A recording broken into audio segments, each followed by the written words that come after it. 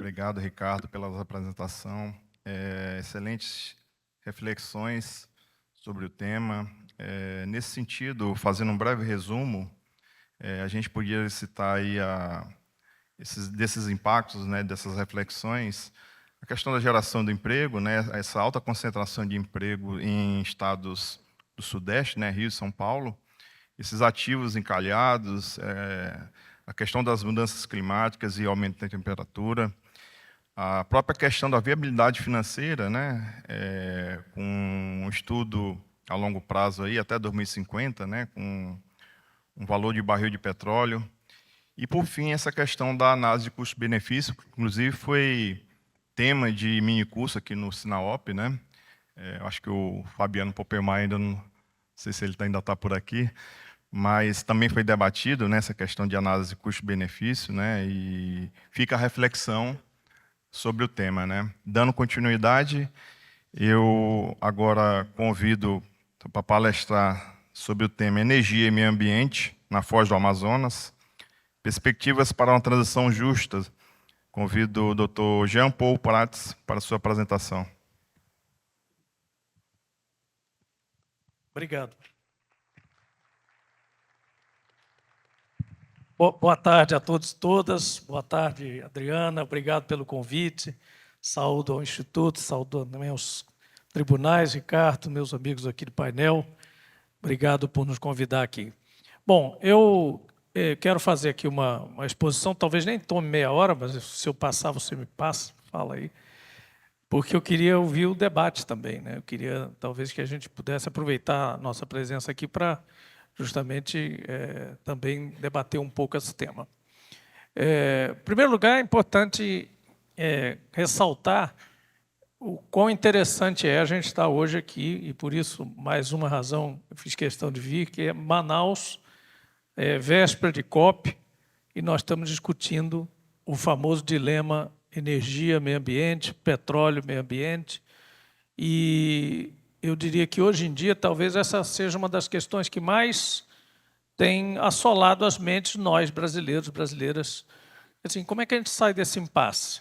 Se a gente tem uma reserva importante, digamos, anunciada, e eu até faço muitas aspas nisso, porque não tem nada de certo, né? Quem conhece a geologia de petróleo sabe que só depois de perfurar é que você tem certeza de que há petróleo, e só depois de perfurar uma série de poços você sabe quanto tem de petróleo ali e onde ele está exatamente.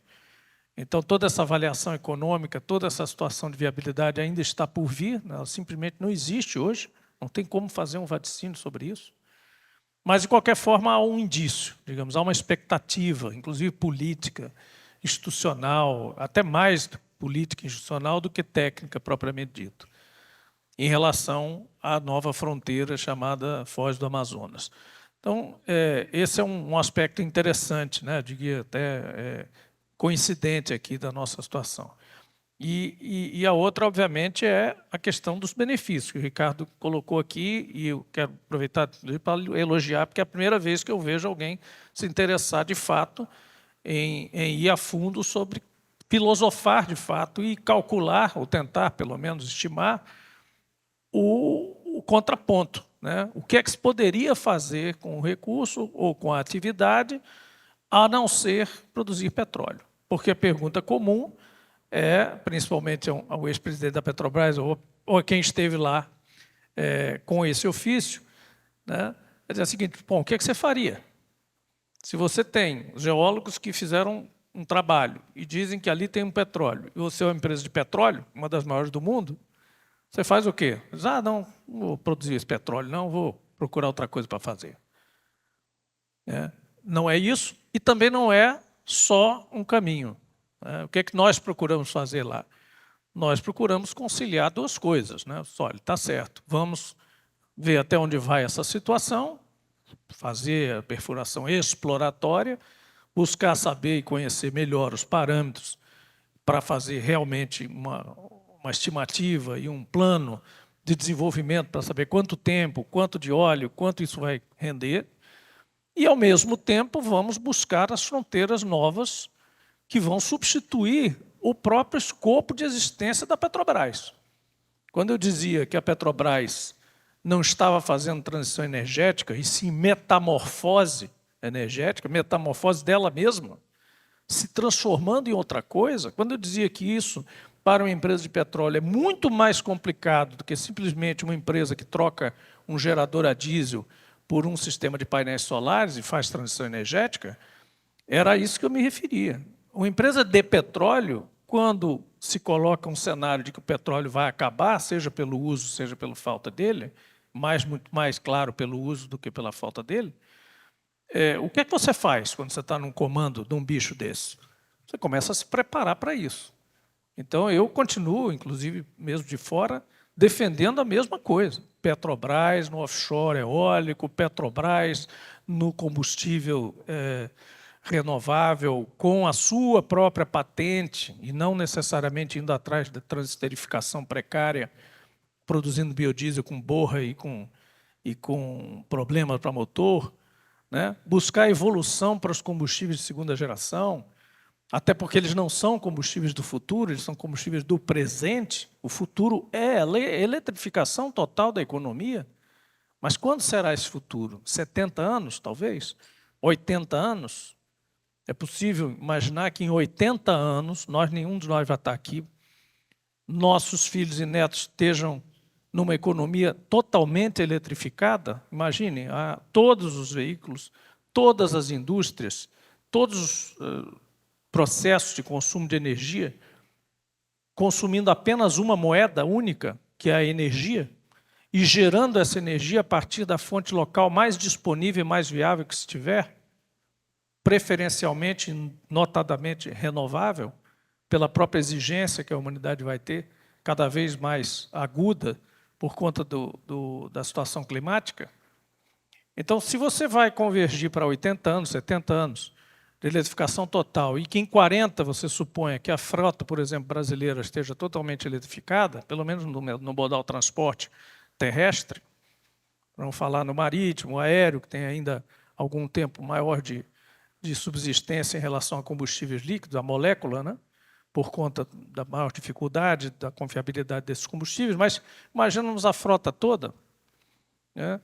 De fato, nós vamos ter um ambiente convergente com o que o Ricardo colocou aqui, até do ponto de vista da demanda do petróleo. Então, ele não chegou acho que nem precisou chegar nesse ponto, mas dizer, olha, será que eu vou precisar desse petróleo? Não é só questão do preço e de viabilidade. Por outro lado, quando a gente pensa nisso, a gente diz o seguinte, tá, mas e até lá?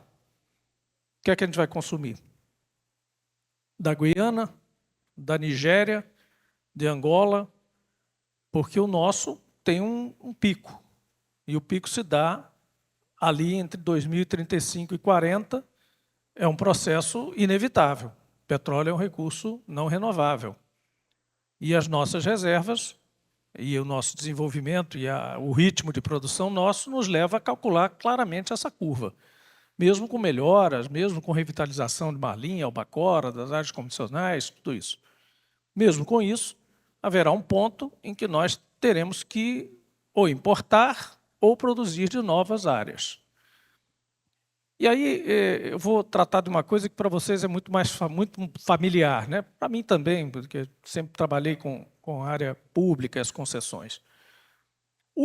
Esse é um assunto, por que se diz que petróleo é estratégico, energia é estratégico, mineração é estratégico? Porque os estados nacionais precisam ter a possibilidade e a liberdade, digamos assim, de dominar esses recursos. Isso não pode estar simplesmente, e aí não estou falando absolutamente com nenhum viés ideológico, esquerdista, estatizante, nada disso. Simplesmente raciocínio. Se o Estado brasileiro não puder dizer até quando deve produzir petróleo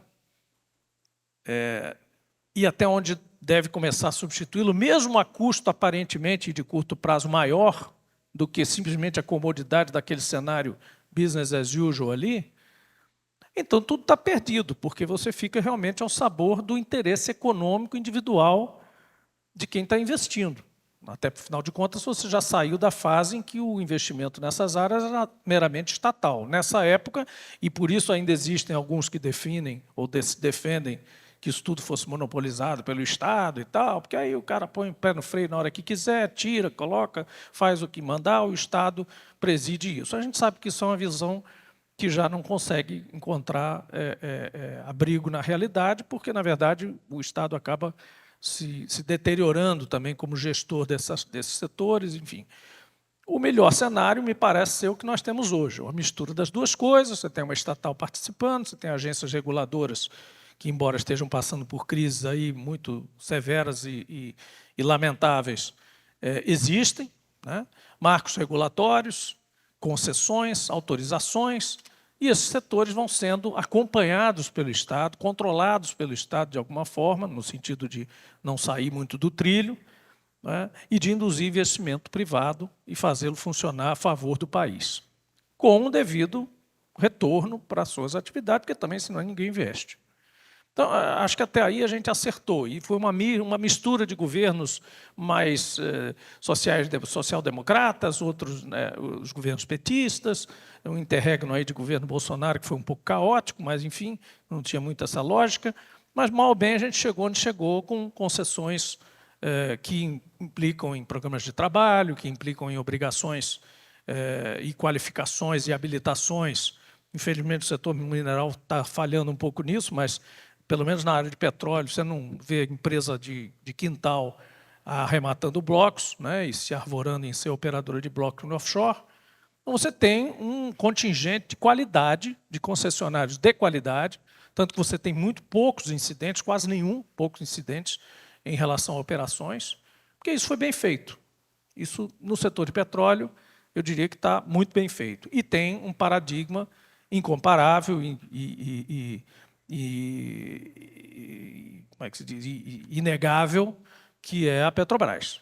Então, o paradigma sendo a Petrobras, todo mundo meio que corre ali para ficar próximo na qualidade em cada um dos segmentos. Estou falando de exploração e produção, mas posso estar falando de refino, posso estar falando da petroquímica, que também, de uma certa forma, nasceu dentro do sistema Petrobras, posso estar falando da qualidade do combustível, enfim, tudo isso. Então, nesse sentido, se a gente levar para o lado do, bom, vamos ter que produzir algum petróleo e, de novo, concordando com o fato que nós temos que ter a diversificação e temos que metamorfosear a Petrobras e temos que fazer a evolução energética, que é como eu prefiro chamar a transição,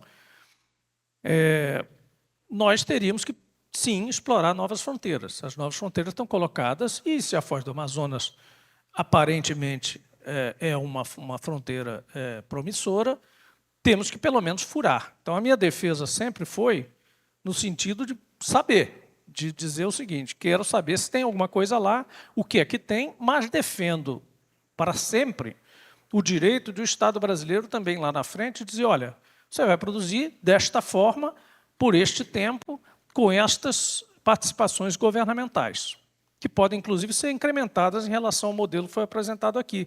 Nada impede que as participações governamentais sejam alteradas. Se chegar ao cálculo, esses cálculos que o Ricardo apresentou aqui, por exemplo, foram feitos na década de 90, no final de 97 para 98, em relação a todas as áreas que na época eram todas monopolizadas pela Petrobras e que foram depois colocadas nas rodadas da ANP. Então, foi se calculando, assim, com um pouco menos de sofisticação aqui, inclusive em relação à parte social, mas foi feito esse cálculo todo. Não, todos aqueles ativos foram colocados sabendo, até para calcular, por exemplo, quanto é que era o bônus proporcional para ser apresentado, quanto é que seriam os royalties, por exemplo, quanto é que o projeto aguentava de royalties, participação especial e outras participações governamentais. Então, isso também tem que ser feito agora. Parece que a gente está sempre fazendo o dever de casa de novo, mas isso é a função de quem faz política energética e, principalmente, quem regula, no caso da ANP, que tem equipes para fazer isso. Então, o ponto aqui não é necessariamente os empregos que você gera, inclusive, lá no local. De fato, não é o maior gerador de emprego local esse tipo de atividade, principalmente no offshore. Mas o ponto que tem sido ressaltado sempre, a grande expectativa dos políticos, de toda a sociedade em geral, é quanto isso vai resultar de receita que circula na economia local por conta de uma descoberta ou da exploração dessa área. E aí vem a preocupação, que era o ponto que eu queria trazer aqui, importante. Já que se está falando de ir à frente com esse projeto, pelo menos que essas receitas, de alguma forma, e vocês que não são da Amazônia certamente concordarão com isso, que é justo que esta região, que sempre ficou para trás do ponto de vista do atendimento do Estado brasileiro em relação a ela, tenha um privilégio, sim, ao receber as receitas governamentais advindas desse eventual recurso que vai se tirar de lá, pelo tempo que for, mesmo que seja por um tempo menor do que o concessionário, no seu interesse meramente econômico, pudesse fazer.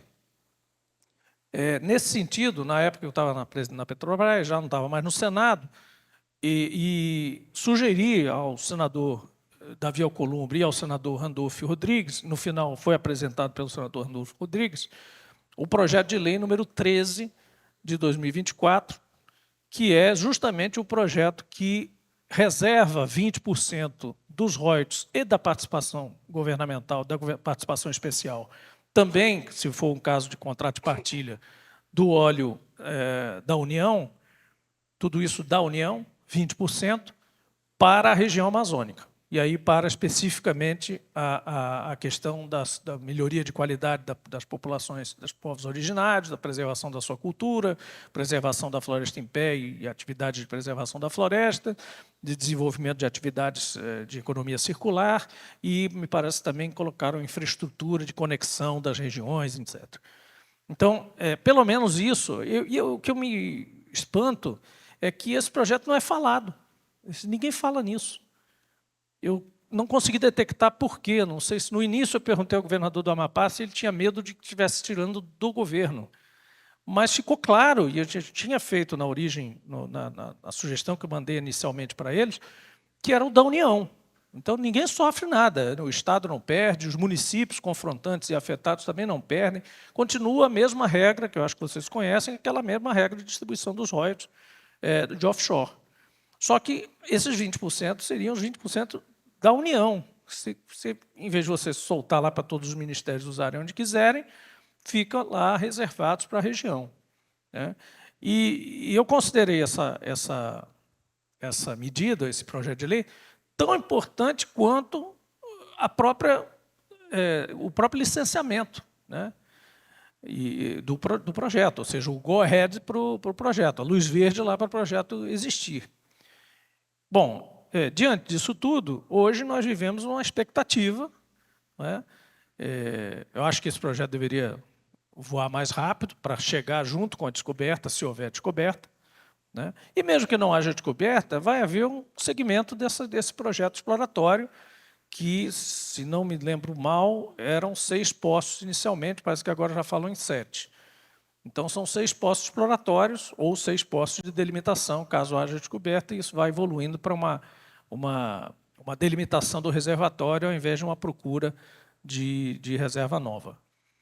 E isso deve gerar, como o próprio Ricardo colocou, ainda um período exploratório relativamente longo. Quer dizer, aquela expectativa, não sei a que ponto vocês chegaram a se enfronhar disso, mas a gente fala aí de uma produção ainda longínqua, né? Porque você ainda tem o período exploratório completo, depois você ainda tem a análise, a avaliação econômica, pode levar, o prazo é 180 dias, mas depois tem o prazo da própria análise da ANP, para a descoberta ser considerada comercial ou não.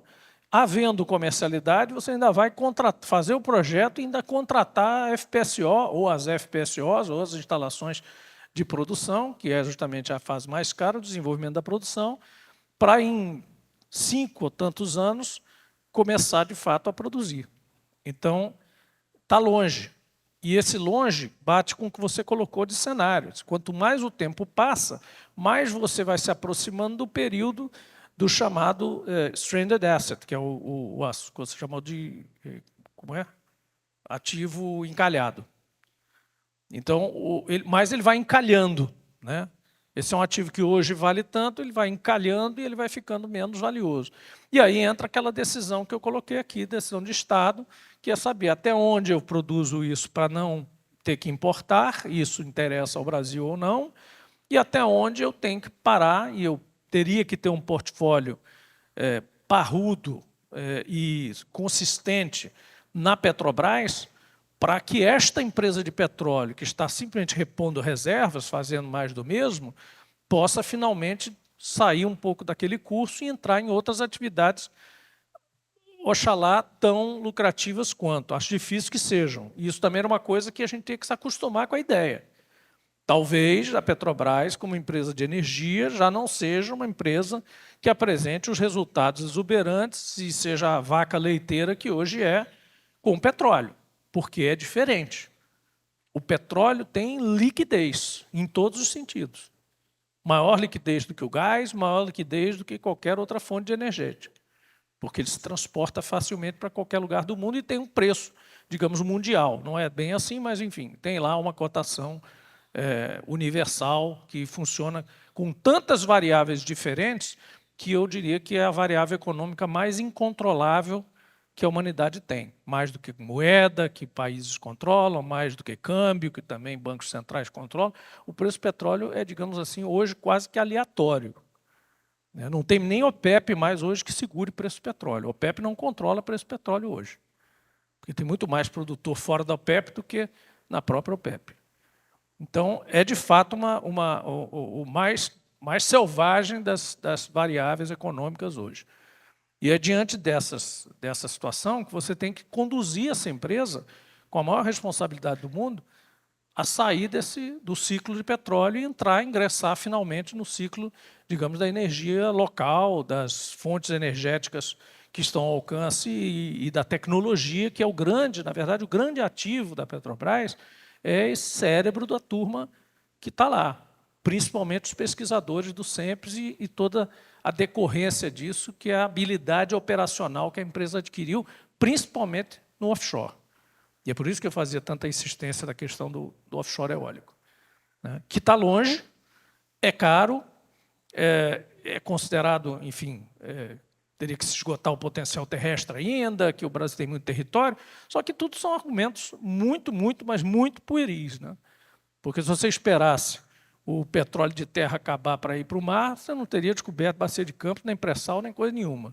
E se você imaginar que uma tecnologia nova para produzir energia renovável é cara demais, mas você pensar que o pré-sal, quando começou, também tinha um break-even altíssimo e hoje está abaixo de $20, você começa a acreditar que o ser humano, de fato, tem controle e possibilidade de aprimorar a tecnologia, as formas de atuar, para transformar, por exemplo, o offshore eólico brasileiro numa coisa viável. E eu diria mais, arrisco dizer sempre isso, o offshore eólico mais viável, mais atrativo do mundo, no Brasil.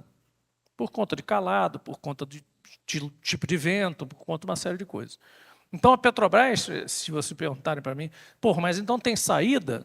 Quer dizer, quem defende que não se explore a foz do Amazonas, né? E eu nem entrei aqui mais em detalhes sobre qual a distância, porque isso tudo vocês já ouviram nas reportagens nacionais, eu vou ficar aqui repisando essa ladainha de o petróleo está lá, é longe, é na frente da praia de Copacabana, isso tudo a gente já falou, tem 3 anos que a gente está falando isso, de fato, isso é bem claro, e aí cada um faz o seu julgamento. O que eu estou dizendo é o seguinte, o que é que você faz com esse lugar? Você é o presidente da Petrobras hoje, faz o quê?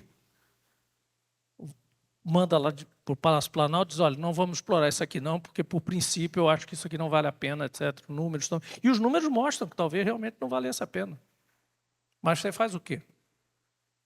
Então, a tendência realista, gente, e eu quero terminar com essa nota, a tendência realista é que isso vai acontecer, vai ser furado, aí vai achar ou não vai achar, aí é uma questão de quebra de expectativas ou não, e a gente vai ter que lidar com a realidade que, se tiver petróleo lá, nós temos que, ao menos, beneficiar esta região aqui com isso.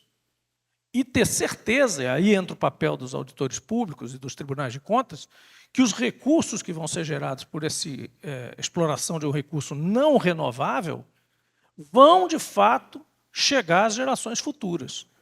Porque em muitos casos, eu não digo em todos, né, ressalto vários casos positivos de uso dos royalties e das participações, mas em muitos deles, já de décadas, esse negócio não acontece. Isso vira poeira aí, vira dinheiro distribuído para a eleição, vira festa, né, superfaturada, etc. Vocês sabem isso melhor que eu. Então, e isso é uma responsabilidade, olhando cada olho de vocês, que é muito grande, de todos nós, mas principalmente dos tribunais de contas e dos auditores. Esse dinheiro, é vergonhoso que um dinheiro desse, que é um dinheiro que não volta mais, que esse recurso acabou. Esse recurso passou ali no ponto de medição, acabou, ele não volta mais. Não é vento, não é água corrente, não é sequer água. Também tem um ponto aqui sobre água que eu acho que é um semi-renovável, não é um renovável. Mas vento e sol não é. É esgotável, acabou, queimou aquilo, acabou. Então, é realmente muito importante que a gente tenha, nos estertores da era do petróleo, pelo menos nesses estertores desse tempo, que esses recursos, que são grandes, que são, digamos assim, fáceis, não para a operadora de petróleo, mas para quem está recebendo, cai como um maná. Eu dizia que o royalties era um maná. Eu fui responsável por fazer o decreto dos royalties, lá em 97. Acho que não mencionei isso, nem menciono mais, porque já faz parte de um passado tão longínquo, mas eu redigi a caneta, que eu me lembro que foi num fim de semana, eu não tinha levado o computador para casa, e me pediram para fazer esse decreto dos royalties, a primeira versão dos decretos dos royalties, da distribuição dos royalties. Então, naquela época, eu não tinha noção, era novo, não tinha noção da importância do que eu estava escrevendo ali. E a quantidade de dinheiro que se envolveu, inclusive colocando aquela cláusula de ciência e tecnologia a mais lá no contrato de concessão, era 0,5%, que encheu as universidades de laboratórios e de recursos novos. Então, esse recurso, na verdade, ele foi muito mais positivo do que negativo. Tá? A gente sabe que tem casos horríveis, mas, no geral, esse recurso melhorou muito a sociedade brasileira. Eu venho de um estado que era o segundo maior recebedor de royalties, que é o Rio Grande do Norte. A UFRN era uma coisa antes dos royalties e é uma coisa completamente diferente depois dos royalties, só para ficar na instância das universidades e dos laboratórios. O Rio de Janeiro nem se fala. Estados, municípios, claro, tem muita malversação por aí, porque é um dinheiro, como eu disse, aparentemente fácil, mas municípios como Macaé, Mossoró, vários outros, tiveram gestões, lampejos de extrema excelente utilização desse recurso. Cresceram, melhoraram, o mercado de trabalho se aprimorou. Então, assim, eu acho que, pelo menos, em termos de receita governamental, os royalties ajudaram muito e, na maior parte das vezes, surtiram efeito. Acho que a mensagem final que eu podia deixar era essa, de que a gente, ao menos, sem entrar no mérito de discutir se vamos explorar ou não, que já não me cabe essa decisão, e, aliás, eu acho que essa decisão já está tomada, pelo menos que as receitas resultem e que nós aproveitemos esse processo para levar isso para a COP. Não vai acontecer, mas seria muito desejável que esse debate aparecesse na COP, porque esse é um debate extremamente difícil. Eu acho que todos os outros debates são muito fáceis até de aparecerem lá. Não são fáceis de resolver, mas são fáceis de aparecer. Financiamento de países, contrapartidas, etc. E tal. E o que fazer, projetos bacanas de economia solidária, de preservação, isso tudo vai ter muito. E a gente é muito prolífico nisso. Mas tocar na ferida entre a transição de petróleo em países produtores, principalmente países pobres, se você chegar para uma Guiana, para uma Guiné, e dizer, chegou a tua vez, você descobriu o petróleo, mas você não vai produzir, não? Quem vai chegar lá para dizer isso? Esse é um dilema sério. E o cara vai perguntar, tá, e quanto é que você me dá para eu não produzir isso? O que é que eu faço aqui? Continuo na miséria total e tal. Aí o outro vai dizer, não, mas você vai continuar na miséria, porque os caras vão roubar o dinheiro todo, você não vai ficar igualzinho a Nigéria.